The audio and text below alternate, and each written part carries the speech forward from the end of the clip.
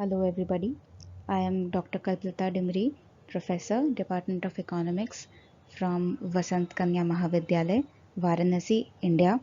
I am here to present my paper on impact of COVID-19 on India's international trade. We begin our presentation with the concept of global value chain, which means production is broken into activities and tasks carried out in different countries, with each stage adding value to the previous stage. In order to illustrate the operations of the GVC, let us take the example of an iPhone. Its designing and conceptualization starts in the US, and then inputs are sourced from various other countries, and final manufacturing takes place in China, from where it is shipped to consumers all around the world. So, around 43 countries over 6 continents are involved in its production. GVC export accounting for more than 50% of global exports, and no country can maintain strong growth in exports without engaging deeper in GVC. Indian position in the global value chain. Prior to 1990s, Indian economy was largely closed for foreign trade. Chief exports were traditional sectors such as textiles and agricultural commodities. But by 2015, exports were led by engineering, pharmaceuticals, along with IT and ITES enabled services. Oil has continued to remain the chief item of import in all the periods.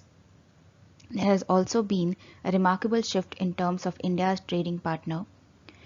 The share of exports to OPEC and developing countries of Asia has increased, and exports to OECD and Eastern European countries has decreased.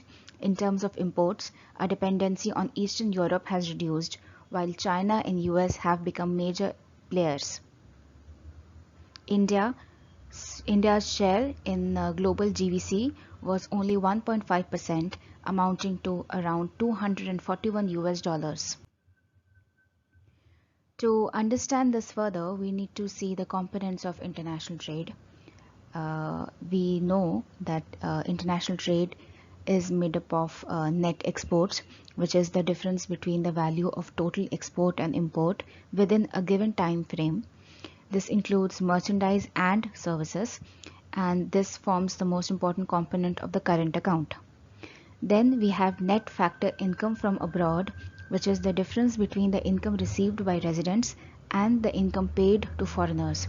There are 4 factors of production: land, labor, capital, and entrepreneurship, which correspond to rent, wage, interest, and profits respectively. And then the third component is direct transfer, which is a one-way payment. Remittance from workers to their home countries is the best example of transfers. India's current account deficit. We can see here a pattern of India's current account deficit from 2010 up to 2021. We see that the current account deficit has decreased, and decreased means it has become positive, that is the value of exports has become more than imports during the pandemic year of 2020. If we see the overall trend, India's exports have declined by 7.5%, led by oil exports, meat, dairy, poultry, and engineering. But there was a rise in drugs and pharmaceuticals. On the other hand, imports declined even more sharply at 16.6%. Sharp fall in petroleum, oil, and lubricants was the reason behind this. Turning to services, it is worth mentioning that its surplus has been the cushioning effect in merchandise trade for many years now.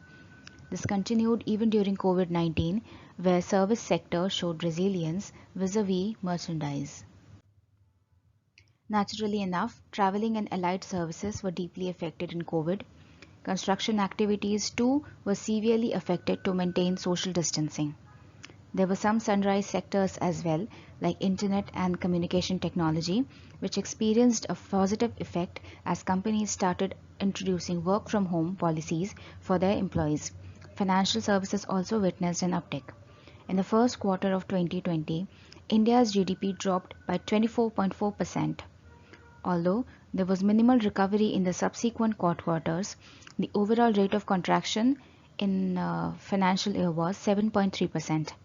This was only fourth instance in India's post-independence history that it witnessed a negative growth rate and was the highest ever fall. Here are some values which show the imports, exports, and service trade for India from a period of 2018 to 2021. India is the largest recipient of remittances globally, accounting for an average 3% of the GDP between 2000 to 2001. According to a survey by Reserve Bank of India, UAE and USA and Saudi Arabia have been the three major destinations of Indian migrants for the past 2 decades. Most of the migrants are in the Gulf countries, employed in low-skilled jobs, which are not backed by any legal or social protection. Strict lockdowns affected their income and in turn the remittance they sent back home. The remittance from the Gulf has declined from more than 50% in 2016-17 to about 30% in 2020-21. On the other hand, advanced economies like the US and UK and Singapore emerged as important sources of the country remittance, accounting for 36% of the total payments in 2020 to 21.